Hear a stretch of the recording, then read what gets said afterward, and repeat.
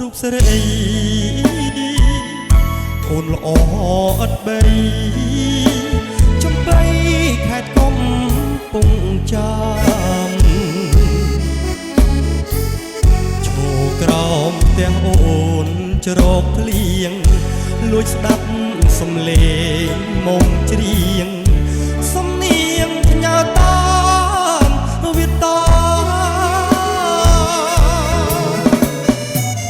ភ្លៀងអើយកុំរាំងខាំងរូប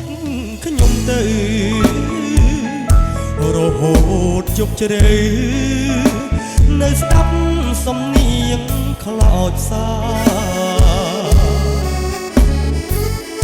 ជីវិតកំព្រា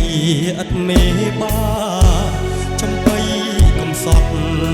ឯកាតាបាននរណាជួយស្រី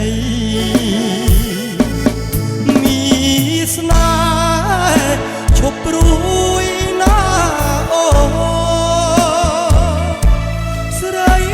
ស្ងួនរៀមបងសូមភ្ជាប់និស័យដូចចាត់ពេញវងមានរស្មីអ្នកជួយបំភ្លឺរាត្រីចៃដន្យជួបស្រីគឺព្រេងវាសនាព្រៃឈរភូមិថ្មីដីចំកាលើត្រីតូជំទើជឿចិត្តបងចុងណាថ្លៃបងនឹងត្រឡប់មកជាថ្មីមកនាំយកអូនណាស្រីស្មោះស្ម័គ្រមេត្រីបាសុខសាន្តអើយ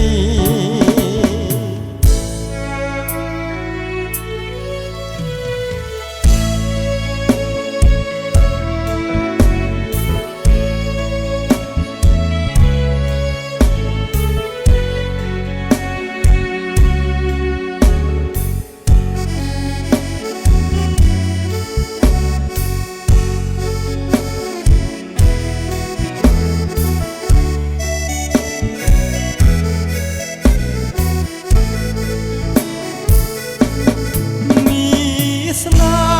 ហ៍ឈប់ព្រួយណាអូស្រីស្ងួន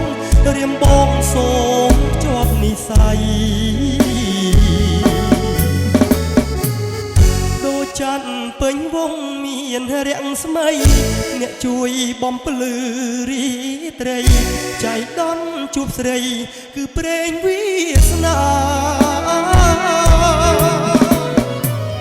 ព្រៃឈរភូមិថ្មីដីចំកាលើ